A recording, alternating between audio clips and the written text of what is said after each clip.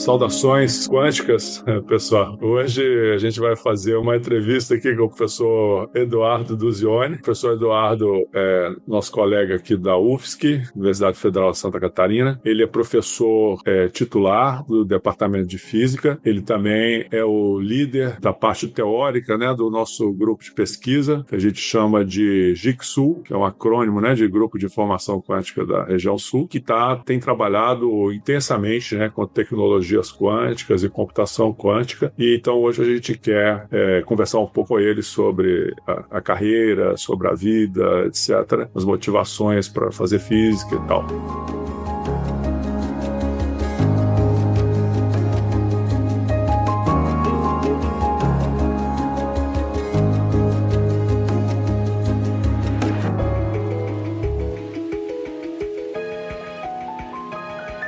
Então, vamos começar, Eduardo, falando um pouco sobre a sua infância aí. Bem-vindo à entrevista. Muito boa tarde. Boa tarde, professor, tudo certo? Boa tarde. Não, eu queria saber, professor, como é que foi a sua infância, assim? Você cresceu em um ambiente que incentivava a curiosidade, incentivava os estudos? Então, eu sou um filho dentre mais 5 filhos, ou seja, nós somos em 6 filhos no total. A minha mãe, ela teve educação até a quinta série do ensino fundamental e o meu pai se formou em técnico em contabilidade. Então, não eram pessoas que eram muito ligadas ao estudo, né? Mas, de qualquer forma, os meus pais sempre incentivaram a gente a estudar bastante. Mesmo não tendo condições, porque sempre foi uma família humilde, né? E eu estudei a minha vida toda em escola pública, mesmo assim, tinha bastante incentivo. Minha mãe cobrava que a gente estudasse, né? Ela ficava mais em casa conosco, porque o meu pai trabalhava o dia inteiro, então, aí a minha mãe costumava ficar com a gente e cobrava boas notas, né? Então, foi esse ambiente. Assim, a curiosidade começou a aparecer, ficar mais claro depois, mas no começo, quando eu era criança pequena, era mais brincar, correr, gostava de desenhar bastante, gostava de ler, gostava de cálculo, essas coisas como toda criança, assim, em geral. Ah, legal. Então dá pra dizer, assim, que a sua família teve alguma influência nas escolhas nas escolhas acadêmicas e profissionais, assim, uma influência direta, não? Não, se dependesse da minha mãe, eu teria que ser médico, porque ela queria que eu fosse médico, né?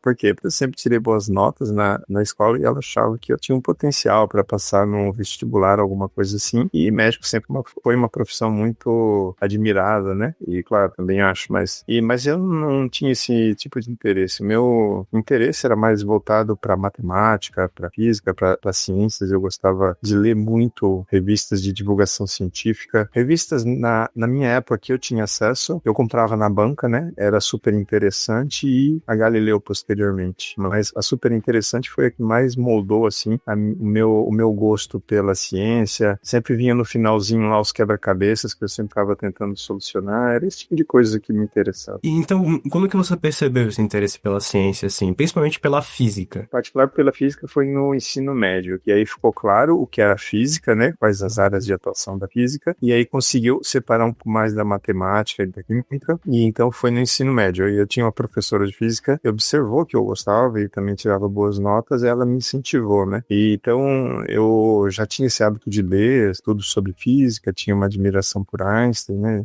Ouvia falar desses grandes físicos, então eu tinha esse forte interesse, assim, na física, as novidades que estavam aparecendo, a tecnologia, eu sempre tive bastante interesse. E foi no ensino médio mesmo que definiu. Só que, embora no ensino médio, na hora de prestar o vestibular, eu tive bastante dúvida ainda entre prestar para a área de física ou prestar para a área de matemática e computação científica, que era uma outra área que eu tinha muito interesse. Ah, então você chegou em algum momento, especialmente nesse início, em seguir outro caminho fora da física, assim. Então, foi uma dúvida, né? Mas quando eu fui me inscrever pro vestibular, eu ainda tinha dúvida, não estava completamente claro, mas eu me inscrevi para física de qualquer jeito, e mesmo depois que eu entrei na física, nos primeiros semestres, eu ainda pensava na possibilidade de mudar curso de matemática. Aqui na UFSC a gente tem um programa de matemática avançada, o PAN, aí eu fiz o processo seletivo, fui aprovado, depois de muito sofrimento, fui aprovado, porque é um programa, né, que exige bastante, assim, e eu fiz a minha vida toda em escola pública, então vários daqueles conteúdos, até da maneira de pensar, da lógica, né, mas no começo é isso, pra mim era muito novo, né, então eu estudava quase todos os dias, até 2, 3 da manhã, para tentar entender, mas depois que eu passei no processo seletivo, aí eu tive uma dificuldade, porque chocava os horários da disciplina de física com a disciplina de cálculo, né? O HCAL. E aí eu decidi não fazer por causa disso, porque a física era a prioridade. Então eu decidi ficar só na física. Aí, já que você já tá falando da física na UFSC, assim, você falou que decidiu, né, no ensino médio ir para uma carreira de ciências, né, pelo menos estudar, já tinha um pouco de ideia do que uma pessoa que trabalhava com física fazia, mas e quanto à escolha da UFSC? Foi uma escolha, assim, que foi pelo curso, foi pelo local? Teve algum momento, algum motivo muito decisivo para essa escolha? Então, quando eu estava no ensino médio, a minha escola, eu estava no segundo ano, não, acho que era no terceiro ano já, a gente fez um passeio para a UFSC para conhecer a UFSC. Então, a gente saiu lá de Criciúma, com um ônibus escolar, e veio até aqui para a cidade de Pelotas, e aí, então, eu conheci a UFSC. Eu fiquei muito admirado com tudo que tinha aqui, né, para mim era, na verdade, para todos os alunos, né, algo realmente muito novo, assim, a ideia de laboratório, a ideia de fazer pesquisa de ponta, tudo isso foi muito fascinante, assim, e eu não cheguei a conhecer exatamente o departamento de física, mas eu conheci um pêndulo que tinha na época, eu acho que era lá no prédio do CFH, se não estou enganado.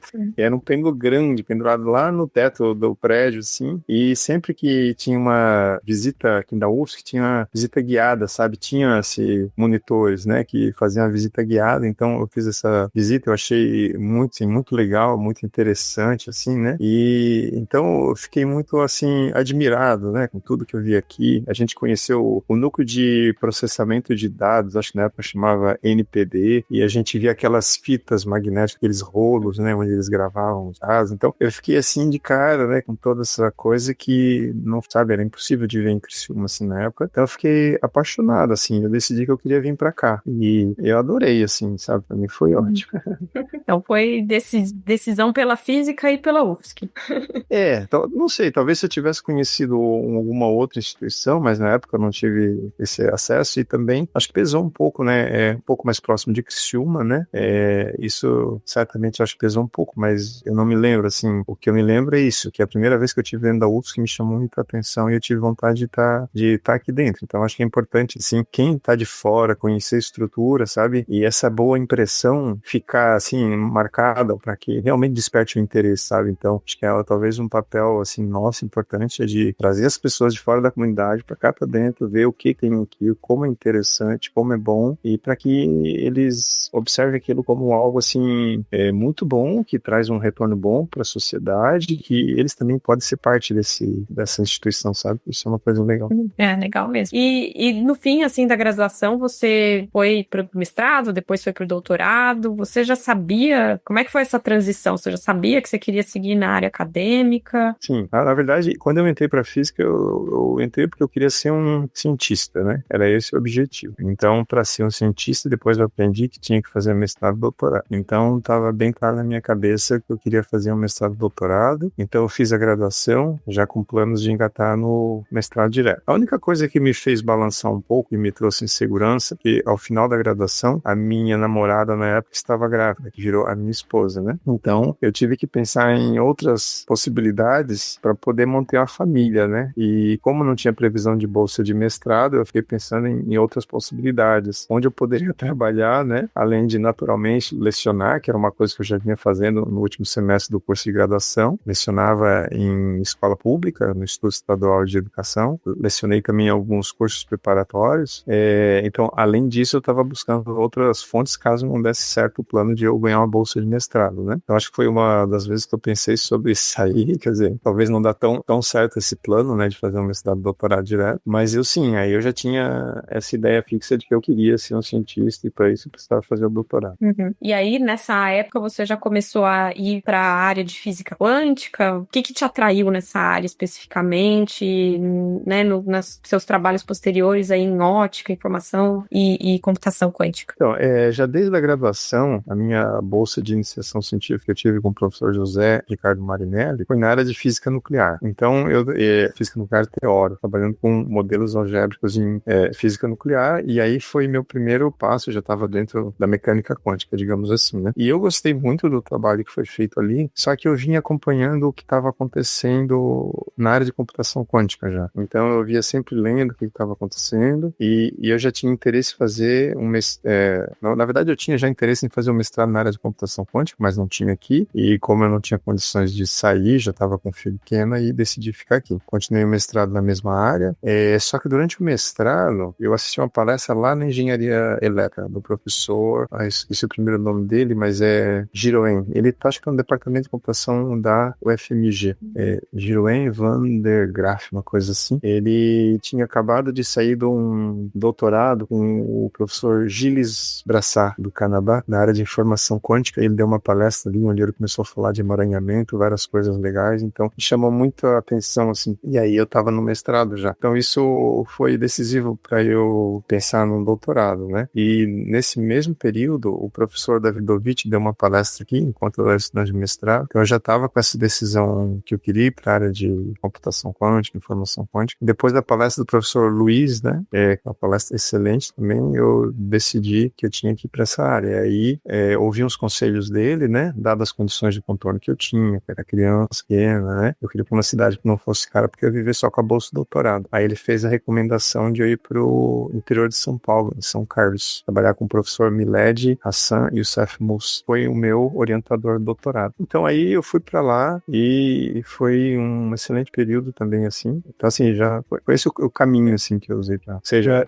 um objetivo, mas tinha uns caminhos tortuosos nele, assim. Eduardo, oi, Nara, Vinícius, eu vou ter que fazer uma observação aí, que é o seguinte, esse Van der Graaf, o nome holandês, né, que você menciona aí, eu conheci esse cara, e foi lá na UFMG. Eu era estudante e de doutorado, ele fez umas reuniões comigo, com o meu orientador, para a gente tentar entender um pouco o que era criptografia quântica, e se a gente conseguia fazer alguma coisa sobre isso. Você mencionar que viu a palestra dele, é incrível, coincidência. Só para mencionar. Esse mundo da ótica e computação quântica é muito pequeno. Curiosidade incrível essa. Então, no doutorado, você já estava bem encaminhado aí para a parte de computação quântica, né? Pelo que eu entendi da sua carreira. E aí, você também já mencionou alguns obstáculos que você teve para chegar no doutorado, né? Obstáculos no sentido, né, de coisas além da vida acadêmica que você teve que pensar. Além disso que você já mencionou, de ter família, de ter que eventualmente mudar de lugar, né? Mudar de instituição. Teve algum outro obstáculo que você enfrentou durante a sua trajetória como estudante ou agora, depois disso, né, como pesquisador? Então, eu acho assim, os obstáculos que eu vejo, acho talvez para aquele período um pouco diferente do que é hoje, né? Quando eu estava no período do doutorado, acho que foi um período quando eu mudei de estado, conheci novas pessoas, vi essa questão da física ser mais global, ser mais algo mundial, não algo tão local assim. Isso começou a me chamar a atenção. O que talvez me dificultou um pouquinho no começo, e quer queira, quer não, isso ainda acho que atrapalha um pouco até hoje, a questão da língua, né? É inglês, a língua, e eu não fui uma criança que fiz inglês a vida inteira, assim, sabe? Ou desde cedo eu fiz esses cursos, como os meus filhos têm essa oportunidade hoje, por exemplo. Então, a questão da língua me atrapalhou um pouco, deixei para aprender um pouco mais tarde, porque durante o curso de física, basicamente, a gente lia muito inglês, mas conversação, sei. Então, acho que a questão da língua é uma coisa que, se tem um estudante hoje que entra na física, investe na questão da língua, porque ela pode ser limitadora, então acho que isso é importante, e isso talvez tenha até causado um efeito na minha carreira, até como pesquisador, que hoje eu vejo assim, que uma das coisas, a coisa principal que falta na minha carreira é internacionalização. Então, talvez isso tenha sido até consequência, né, dessa minha trajetória, né, e aí a gente tenta correr atrás, contornar, mas conforme o tempo passa, são coisas que ficam cada vez piores, assim. Então, o momento hoje, digamos assim, acho que na minha carreira hoje, se eu dissesse, Eduardo, o que é o grande empecilho, é o fato de eu não ter ido para um pós-doutorado no exterior, ter morado um tempo lá. Isso acho que é uma coisa que pesa, assim, bastante. Você podia contar pra gente como é que foi, assim, a sua trajetória até a posição de professor na UFSC, né? Porque você fez o doutorado lá em São Carlos, sistemas, né, com o Miled, é isso? E você fez doutorado de sanduíche, alguma coisa assim? E depois foi para onde? Como é que você foi parar aí? Então, eu fiz o doutorado lá na Federal de São Carlos, né, no Departamento de Física. Fiz todo ele no Brasil, não fiz nenhum período fora. Aí depois eu fiz um pós-doutorado na UFABC, sob a supervisão do professor Roberto Menezes Serra, com quem eu já vinha trabalhando enquanto estudante de doutorado. Assim, de novo, foram questões também, assim, era o lugar que tinha bolsa, né, que tinha a minha área de trabalho, então fui para lá, foi um período muito interessante também. E depois eu estava me preparando para fazer um pós-doutorado na Espanha, para trabalhar com computação quântica topológica, só que aí eu passei no concurso. Eu me inscrevi no concurso na UF, que é a Universidade Federal de Uberlândia, em Minas Gerais. Eu fiz um concurso lá, e Minas Gerais tinha uma característica diferente dos outros concursos, que lá você só precisava fazer a prova defesa do projeto de pesquisa e apresentar uma aula, ou seja, era prova didática no projeto de pesquisa. Então isso facilitou, porque você não tinha que se preparar, fazer 10 temas, fazer uma prova escrita, coisa assim. Então eu fui sem muita pretensão, né, fazer esse concurso, e deu tudo certo, assim, fui aprovado, porque o tema da prova também era um tema que eu dominava bastante, né, o tema da prova didática, né, era teoria de perturbação dependente do tempo, e no doutorado eu havia trabalhado com fases geométricas, então isso era uma coisa que fez parte da minha pesquisa, então assim, meio que confluiu para dar tudo certo, assim, foi bem tranquilo. Aí eu passei nesse concurso, e aí eu assumi em 2008, como professor no departamento de física, fiquei até 2012 lá. Foi um período interessante, porque lá também cheguei, reativamos um grupo de pesquisa que estava parado, então agora um grupo com viés de pesquisa e informação quântica na área de materiais semicondutores, então estava fazendo essa interface, eu vindo mais da informação quântica e os outros colegas lá da área de semicondutores, então foi um período que foi bem interessante, publicamos trabalhos e estava dando tudo certo, só que aí eu decidi mudar para a UFSC, né, em 2012, porque a minha mãe, ela estava doente, já estava bastante tempo doente, eu tinha filho pequeno, queria que ele conhecesse a mãe, né, minha avó no caso, e ficasse mais tempo em contato com os avós. E aí então eu prestei esse concurso para cá, aí fui aprovado aqui, e desde 2012 eu fiquei, né, desde 2012 eu já tô aqui. E aqui então, chegando aqui, também já comecei a trabalhar fortemente, já fui tentando montar um grupo, mas era um grupo de uma pessoa só, né? Aí era eu como orientador, e tinha alguns estudantes de iniciação científica, o Roger Kubler, a Jéssica Bavaresco, foram os primeiros alunos aqui, e ambos hoje trabalham na área, são pesquisadores, estão fora do país, não sei se voltam mais, fizeram uma carreira bonita, assim, e aí depois então fui trabalhando, tendo novos estudantes, tendo programa de pós-graduação, orientei estudantes de mestrado e doutorado, e lá para 2014, 2015 conheci o Paulo Henrique Ribeiro, o Paulão, e aí então o Paulão demonstrou um interesse em vir para cá para Santa Catarina, e aí sim, agora sim, podemos dizer que temos um grupo, né, já tem dois, né, tem 2 professores, então começamos a ampliar o grupo, e depois levou o nome, né, de Jigsaw, e o Paulão veio então para fundar mais uma parte experimental, né, embora no começo sofreu bastante, teve que virar teórico por um tempo, né, Paulo? Então assim, nesse período, várias coisas, várias frentes de pesquisa, extensão, e muito esforço foi feito, assim, sabe, que não é só o lecionar, não é só fazer uma pesquisa e orientar o aluno, tem muitas outras atividades em paralelo, que não tem nem como a gente contabilizar no Lattes, mas a gente precisa fazer, né, então é isso. E assim, você podia falar um pouco assim sobre aspectos mais técnicos assim, do seu projeto atual, né? Quais os principais problemas que você poderia mencionar, né? E de forma mais acessível, né? Para o público geral. Tá, entendi. Então, assim, eu diria que eu não tenho um único problema, eu tenho vários problemas, um para cada área, assim, no sentido de que, vamos lá, se eu falar da área de ensino, meu problema eu quero divulgar a computação quântica, fazer com que o maior número de pessoas aprendam a computação quântica, porque eu entendo que é uma área importante e que vai dominar nos próximos anos, talvez nas próximas décadas, como uma ferramenta importante em termos de tecnologia e que vai ser definidora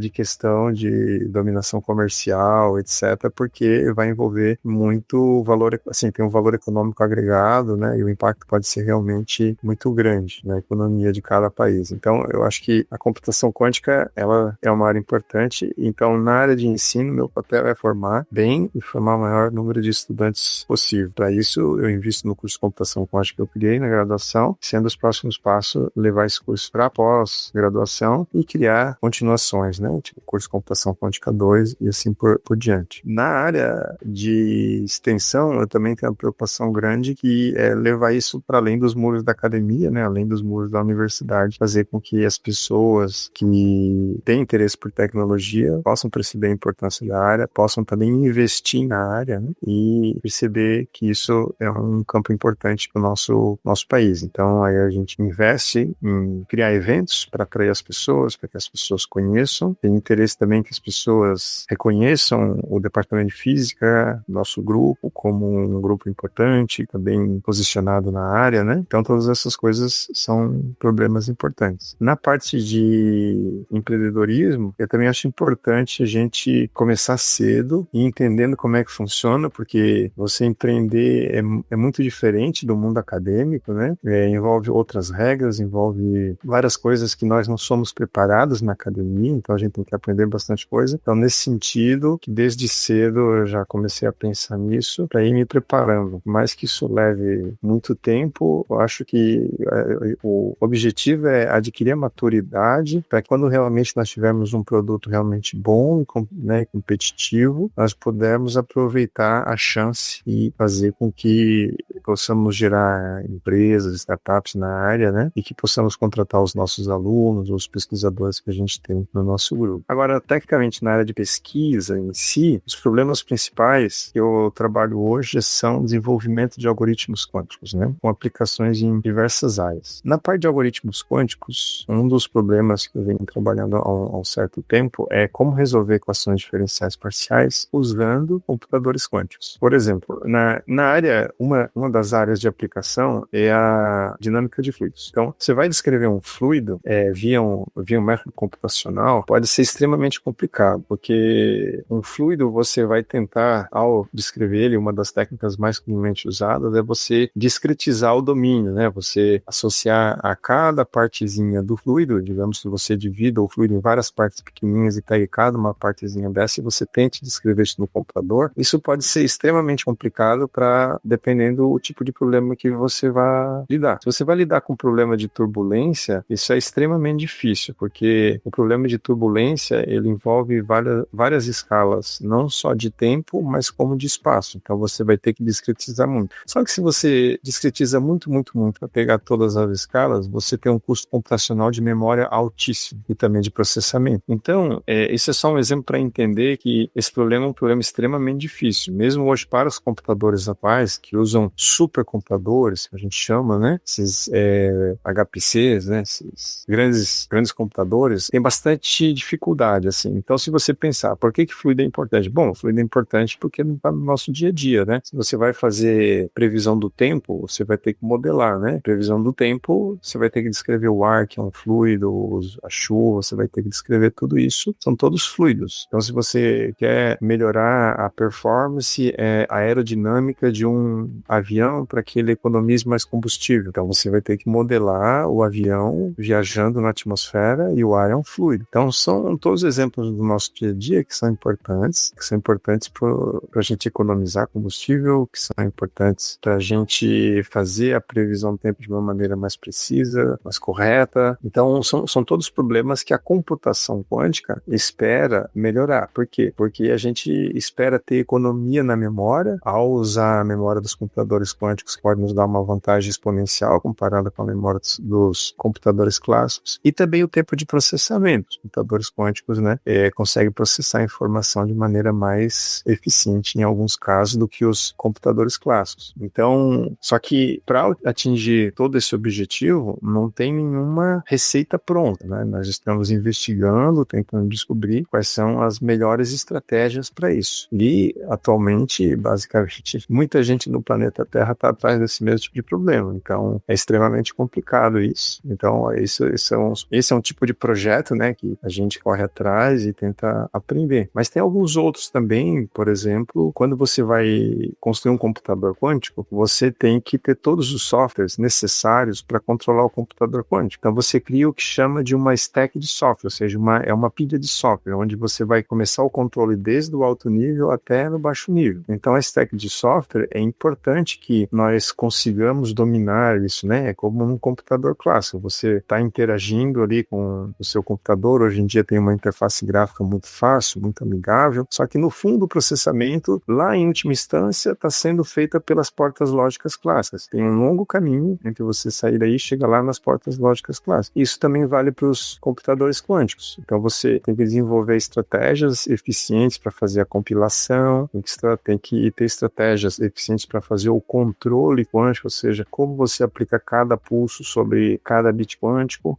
Então, tem os problemas centrais onde que eu trabalho são a questão da stack de software para computador quântico, a questão do desenvolvimento de algoritmos para computadores quânticos. E tem várias outras aplicações, outros tipos de algoritmos que a gente também trabalha na linha de otimização, que são também importantes. Então, assim, digamos que eu consigo lembrar agora, esses são os principais problemas que a gente trabalha hoje. Sobre o empreendedorismo, né? Você tem aí criou uma startup. E você poderia chamar Combine, não é isso? Você poderia falar para a gente como é que surgiu essa ideia, né? Qual que era o objetivo, né? E como é que está se encaminhando? Ótimo. Então, a Combine a ideia dela surgiu lá em 2017. Eu estava apresentando uma palestra num evento da física e na plateia tinha um ex-aluno da física do nosso curso, o Valmir Gerber. Ele estava presente e hoje ele é empresário na área de física médica, é detentor da Brasil Rádio. E, além de deter essa empresa, ele é um tipo de investidor, ele vai investindo em empresas, né?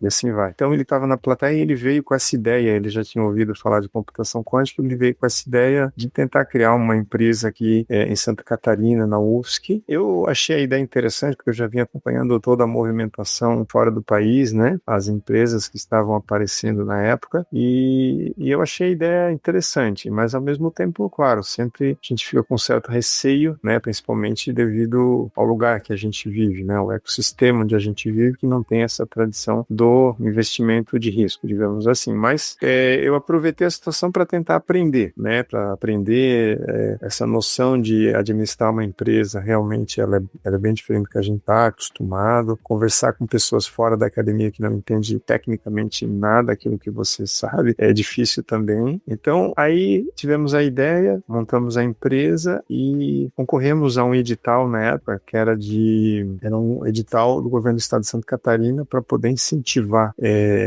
startups, né, incentivar empresas, mas era um recurso muito pequeno, eram 100 mil reais na época, só que com uma série de restrições para serem gastos. Então, assim, efetivamente a gente conseguiu aproveitar metade do recurso para pagar bolsa, né? E aí, então, nós pagamos um estudante na época, o Giovanni Polacchini, fez um excelente trabalho, onde nós desenvolvemos as primeiras provas de conceito de algoritmo quântico para achar a solução de algumas equações de dinâmica de fluido. Por quê? Porque o objetivo da empresa qual que é? O produto da empresa é Quantum as a Service. Isso quer dizer o quê? Isso quer dizer que ao contactar uma empresa, a gente tenta descobrir quais são, né, digamos, as dores da empresa, ou seja, quais são os problemas que eles têm, e buscamos, via computação quântica, soluções para esses problemas. Claro, nós sabemos que na era em que nós estamos, né, nós estamos em 2025, então há 7 anos atrás, 8 anos atrás, imagino que era muito pior.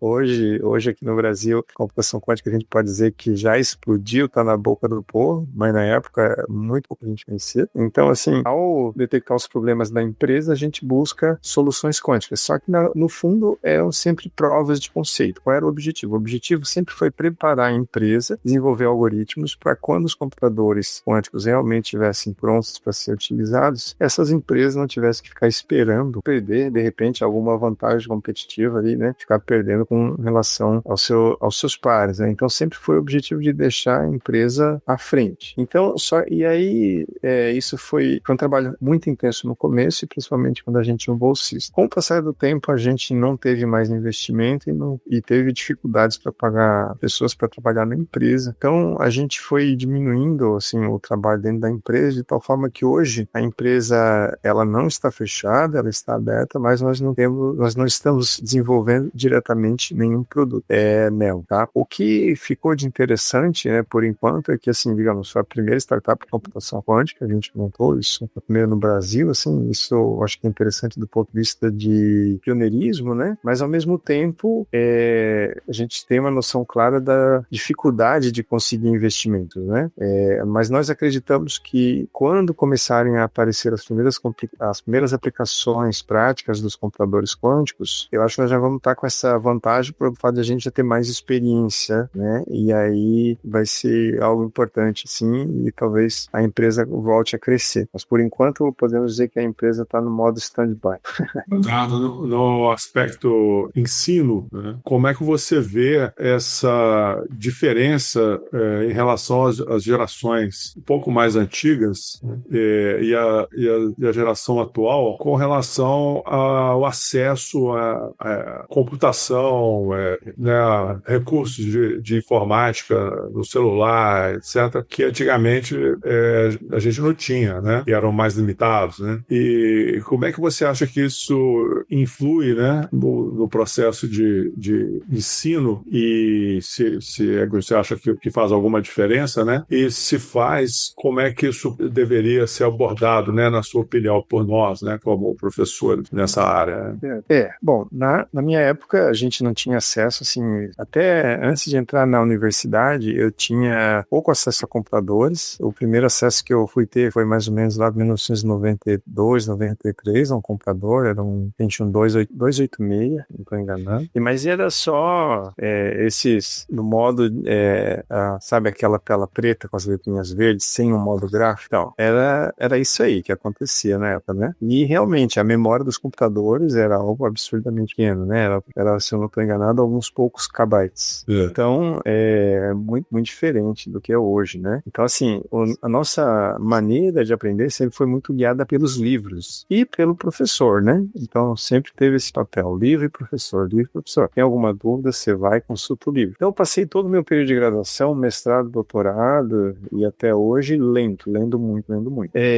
Só que aí, quando as coisas começaram a mudar e a gente começou a ter acesso à internet de maneira muito mais facilitada, né? Essas novas tecnologias, principalmente na palma da mão, através do nosso celular, eu acho que começou a mudar bastante. Eu vejo isso pelo meu filho mais novo, que hoje tem 16 anos. Então, a metodologia dele de aprender é extremamente diferente. Eu posso dizer que a quantidade de livros, talvez, que ele tenha lido até hoje, é muitíssimo pequena, assim, muitíssimo. Depois de adolescente, então, eu diria quase com certeza que ele não leu um livro completo. Né? Então, assim, é uma outra maneira de aprender. Por outro lado, ele está o tempo todo conectado em vídeos. Quando ele quer aprender alguma coisa, ele vai e busca um vídeo. Então, parece que é uma maneira diferente de aprender. Claro, eu acho que as tecnologias estão vindo aí, elas vão alterar, e já estão alterando no nosso dia a dia. Não adianta também a gente ficar dando murro em ponta de faca, obrigando todo mundo a aprender do jeito que a gente aprendeu. Acho que a gente tem que se adaptar. Agora, eu não sou um especialista na área para dizer se essas novas tecnologias, elas estão causando algum déficit de aprendizagem, alguma coisa assim. Acho que, né, eu sou um educador, o que eu percebo hoje dentro da universidade, pelo menos, assim, principalmente esse curso, parece que os alunos na sala de aula, dentro da sala de aula, eles são mais apáticos. Eles interagem muito pouco com o professor.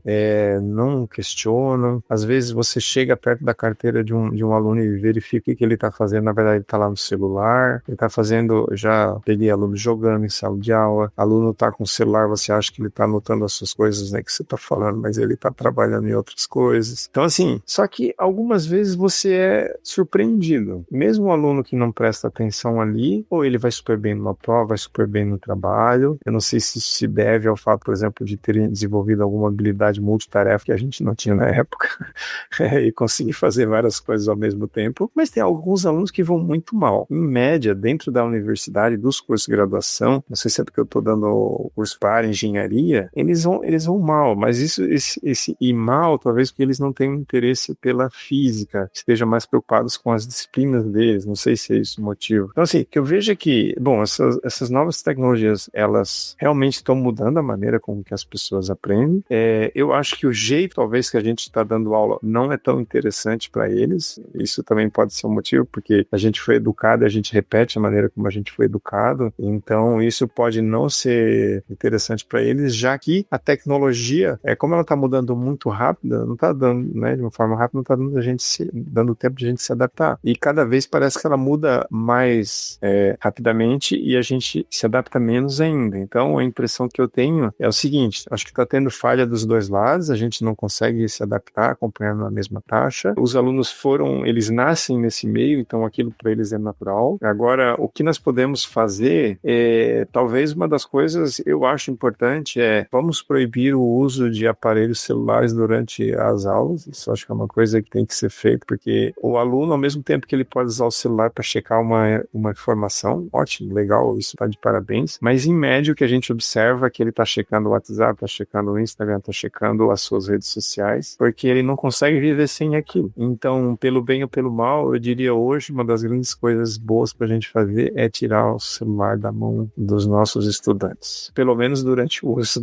durante a sala de aula. Depois, em casa, eles já são adultos, né? Mas durante a sala de aula tem que tirar o celular. Uma outra questão técnica é o seguinte, mas também mais geral. Para onde vai a computação quântica no Brasil? Como é que você vê o futuro da computação quântica no Brasil? Tá. Pelo histórico da computação quântica no Brasil, né? Embora a gente tenha pesquisas na área de computação quântica desde a década de 90, sabe? Que foi quando ela realmente estava surgindo, digamos assim, né? Ou explodindo, digamos assim, um pouco mais. O volume de pessoas pesquisando na área sempre foi muito, muito pequeno. Acho que uma das grandes contribuições para o desenvolvimento da área foi o INCT de informação quântica, que vigorou por muitos anos, né? Então, acho que foi impulsionador da área. Mas, nos últimos tempos, digamos assim, uns 3 anos para cá, realmente a área começou a ganhar uma notoriedade grande no país. E ela, no começo, era dominada predominantemente pelos físicos e hoje já saiu dos domínios da física. Você tem engenheiros, você tem cientistas da computação e matemáticos, o que é bom, porque é uma área que é multidisciplinar e precisa de várias frentes, como eu falei antes, de software, de algoritmos e de hardware também. Na parte de software, eu acredito que o Brasil pode vir a fazer bons trabalhos e tem feito alguns bons trabalhos. Na parte de hardware, o Brasil está mais atrasado. Isso é natural porque o investimento é caríssimo. O investimento em hardware e computação quântica é extremamente caro. O que faltava para o Brasil talvez dar um salto? Então, se a gente posicionar o Brasil hoje, ele está bem atrasado com relação a países como os Estados Unidos,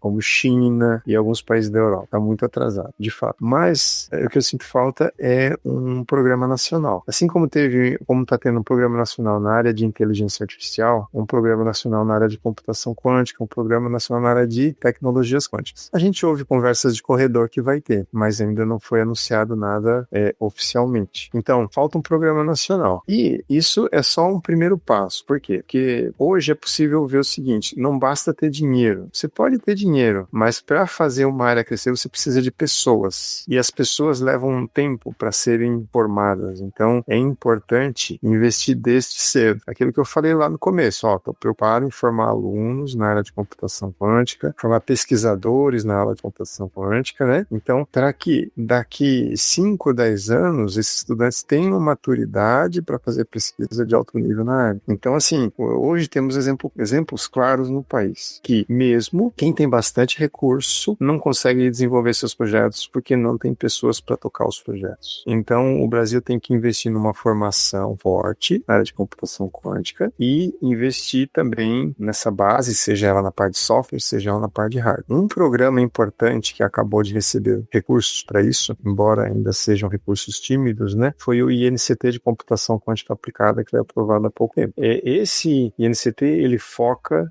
majoritariamente em software, uma pequena parte em hardware, mas um dos objetivos principais é formar pessoas para atuar na área. Então, acho que isso é um passo importante que a gente está dando. Eu sei que outros institutos nacionais de ciência e tecnologia também têm uma parcela e vão investir na área de computação quântica, mas acredito que menor do que o INCT de computação quântica aplicada, porque ele é inteiramente focado em computação quântica e IA, tá? Então, assim, moral da história, o futuro da computação quântica ninguém vai conseguir prever, naturalmente, mas do jeito que tá, o futuro não está sendo bom ainda. Quem sabe, se nós tivermos investimentos um pouco mais intensos aí na área, nós vamos começar a colher alguma coisa interessante nos próximos 10 a 15 anos. Tem uma última pergunta aqui na nossa pauta, mas como a gente ainda tem um tempo, queria perguntar se a Dário e o Vinícius tiveram aí alguma pergunta que gostariam de fazer antes da gente Pode fazer a última pergunta. Bom, eu tenho uma que está relacionada com essa última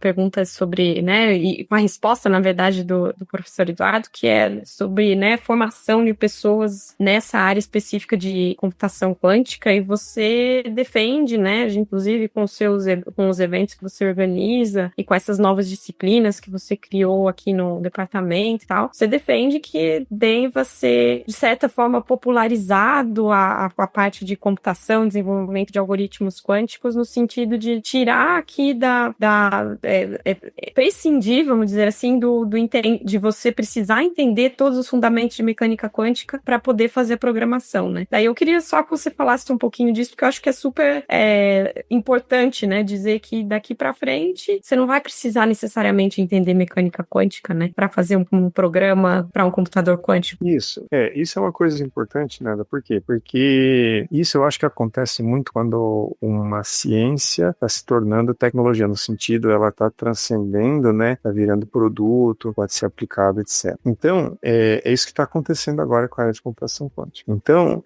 um exemplo bem claro, assim, eu tenho um grupo em colaboração com o pessoal da ciência da computação, que é o GCQ, que é o Grupo de Computação Quântica da UFSC. Então, eu sou o único físico e lá são todos cientistas da computação. Acabou de entrar no nosso grupo um engenheiro eletricista. Então, para ter ideia, né? Então, assim, são pessoas com diferentes perfis. E o pessoal da ciência da computação, eles têm uma dificuldade tremenda com a mecânica quântica. Claro, não é a praia deles, eles não tiveram curso de formação sobre isso. Mas eles têm uma facilidade tremenda com a programação. Então, e como é uma área que é multidisciplinar, digamos assim, e a gente está indo para a formação de produtos, a gente pode pensar um produto que é o sistema operacional de computador quântico, digamos assim. E lá você vai ter que ter excelentes programadores para poderem fazer isso. E eles conhecem diversas estratégias que nós físicos não conhecemos para poder, por exemplo, fazer alocação de qubits. Então, ao criar um algoritmo, você cria suas portas lógicas, mas no frigir dos ovos, as portas lógicas são pulsos que vão atuar sobre cada qubit, né, digamos, para um computador supercondutor. Só que você tem que dizer qual qubit você vai ter que alocar, entende? Então, isso tem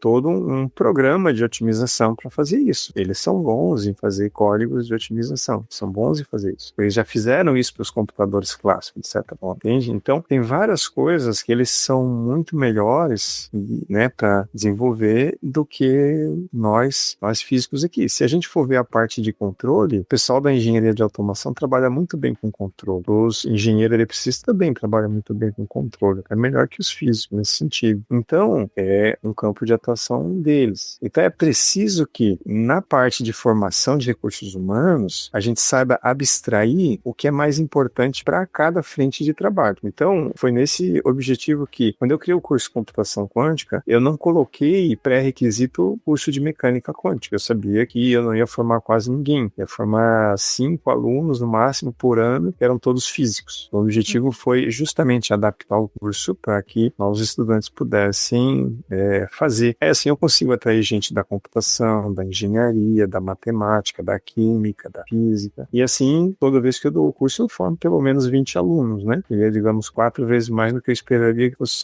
só da física. Então é importante fazer essa tradução, digamos assim, para diversos campos. Então, olha lá, agora a pergunta do curso de jornalismo. Que é o seguinte, pedido para você indicar um livro que você, né, para a audiência, ou outra mídia, né? Não precisamos restringir a livros, né? Pode ser outro tipo de mídia, né? Filme, podcast e tal. Um canal, assim, que eu gosto muito de ver é o Three Blue, One Brown. Esse, para mim, é um dos melhores canais de ensino de matemática. Até eles ensinam lá, tem episódios de computação quântica, tá? Eu acho que eles conseguem pegar cada assunto e ensinar de uma maneira, assim, que para mim é surpreendente, assim. Eu acho o melhor canal que tem, assim, para ensinar as coisas é lá, tá? Então, assim, sobre a área é isso. Um filme que eu acho interessante, que me causou uma impressão boa, assim, boa no sentido de que mostrou coisas da área, não tô falando tecnicamente em termos de cinema, tá? Tô falando assim, que me trouxe alguma coisa interessante sobre a área, foi o filme Transcendence, A Revolução. Tem o Johnny Depp, né, como ator principal. Não sei se vocês já ouviram falar desse filme, mas esse filme, eu acho interessante porque ele trabalha num contexto onde o Johnny Depp, digamos que é o ator principal, ele sabe que vai morrer, né, mas Mas aí, o que é feito? É feito meio que um upload da memória dele para um computador. Só que está se trabalhando num cenário onde tem-se computadores quânticos. Então, todo cenário já pressupõe o uso de computadores quânticos. E com o uso de computadores quânticos, temos inteligências artificiais muito avançadas, com alto poder de processamento, memória, toda aquela coisa toda. Então, uma espécie de super IA, digamos assim, uma coisa muito forte. Então, é algo bem futurístico, assim, que acho que fala um pouquinho no meio do filme, o que você conseguiria fazer caso você tivesse computadores quânticos. Então, se a gente tiver computador quântico rodando, assim, com milhões, até bilhões de qubits lógicos, né, ou seja, qubits com correção de erro, a gente pode fazer simulação de sistemas quânticos extremamente complexos, de tal forma que a gente pode fazer engenharia atômica, a gente pode construir uma molécula átomo a átomo, simulando ela, através de um tempo de processamento eficiente, digamos assim, nada vai demorar a idade do universo. Então você consegue fazer uma espécie de engenharia atômica, você pode montar material átomo a átomo com as propriedades que você deseja. Isso, digamos assim, seria uma coisa extremamente fascinante, né? Ou você conseguiria, por exemplo, buscar curas para doenças hoje, né, que são extremamente complicadas, como alguns cânceres, né, e outras doenças mais, Alzheimer, etc. Isso através de muita modelagem computacional, de muito processamento intensivo. Então, eu achei esse filme, né, tirando toda a parte, digamos, que é super ficção, né, no sentido de que é feito o upload da memória de uma pessoa, né, nesse sentido, e que no final acaba que a pessoa controla toda a internet do mundo. Eu não vou dar o spoiler do final.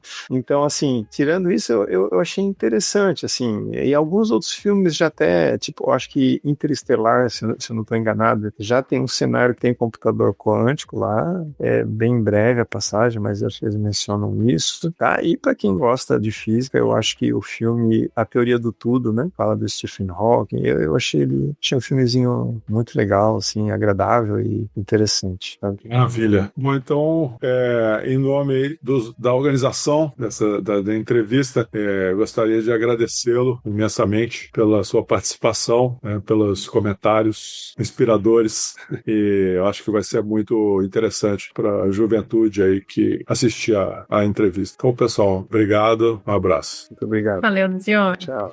Um abraço, gente. Obrigado.